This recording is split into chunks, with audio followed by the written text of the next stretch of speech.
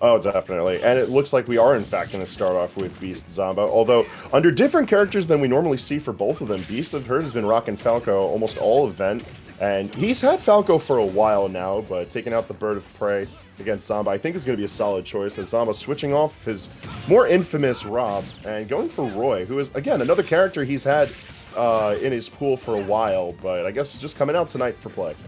Yeah, this is actually the character when I first started to see Zomba pop up. This is who I would often see. So nice to see it coming out again. I cannot say I've ever seen the Falco, but it is cooking so far. Getting all the combos, looking for that bear extension. Not gonna quite find it yet. Yeah, both of these characters are just absolute hunters. Like, they're going to be able to find their early and mid-game damage pretty easily, and as that forward smash is showing, not going to have too much trouble in the way of killing. Good on Zomba for getting himself the first blood. Let's see if Beast can follow suit. Yeah, I'm gonna be looking for an up tilt or something to confirm into it here.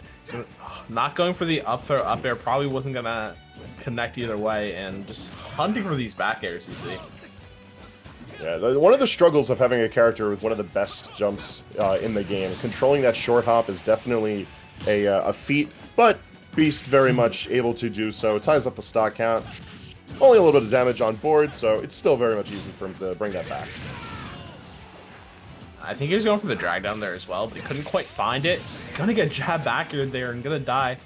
Alright, Yep. He has a huge stock to make up, but if any character in this game can do it, it's definitely Falco. Can touch you once and just evaporate everything. Yes, sir, especially considering Game 1 bringing us to PS2.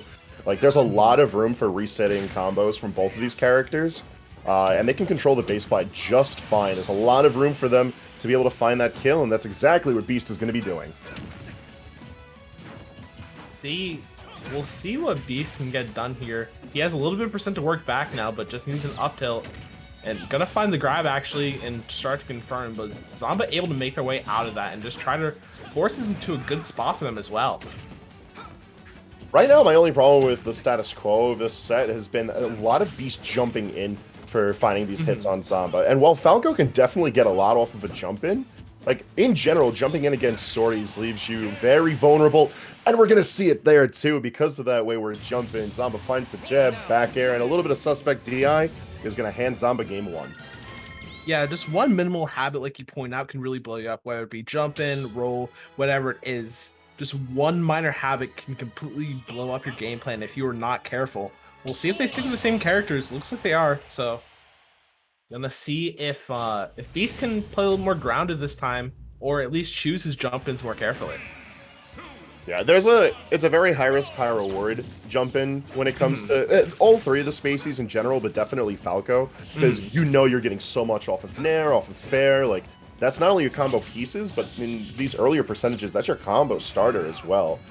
But Zomba's aware of that. He knows that he just needs to weather the storm of that first 30 to 40%, and then he's able to deliver it on back. But so far, the run back to PS2, I think a good call from Beast, because one thing that Falco does that Roy can't is keep a long distance. That laser going to be coming in handy for that one.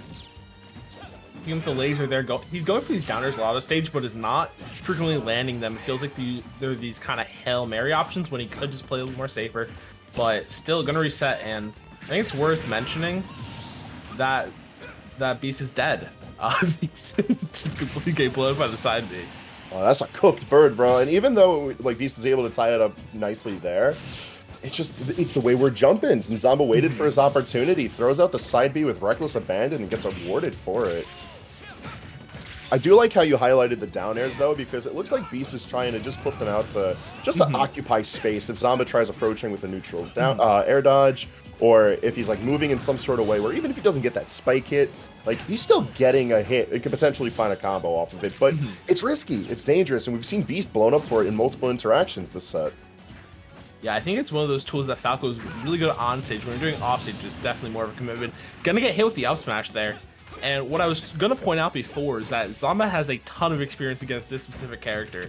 Him and Tilde play nearly every week at Zeno, so definitely knows what this bird is trying to do to him. Definitely. And even if it's behind typically a different character being piloted, I feel like Roy especially is just really good for being to pin down these characters that try to move around a lot. And if you can get those callouts out of shield, like we've seen Zomba consistently rewarded with this game, like the swap to Roy, I think, is really solid for this tournament. Yeah, definitely work from. I know that over the weekend he said he wants to play more secondaries and gets the nair into up smash there. He was saying he wanted to play more secondaries after squad strike, so I think that's kind of why we're seeing it come out today. In general, like Zomba's always been a multi-character specialist, and while he's definitely found a lot of renown both within and out of Tri-State from the Rob, he's always had Roy and he's had Link as well for quite some time.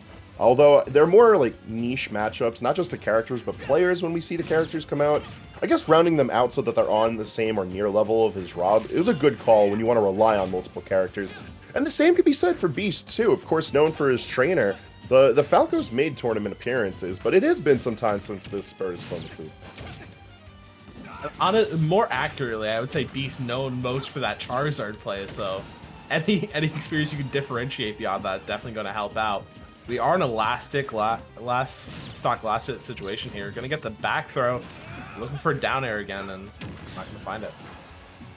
I feel like Beast would have a better bet sort of waiting around to occupy space with maybe Nair, or if it's to be risky enough to dip below and then go for up air. But when it comes to close quarters combat, Roy is bar none.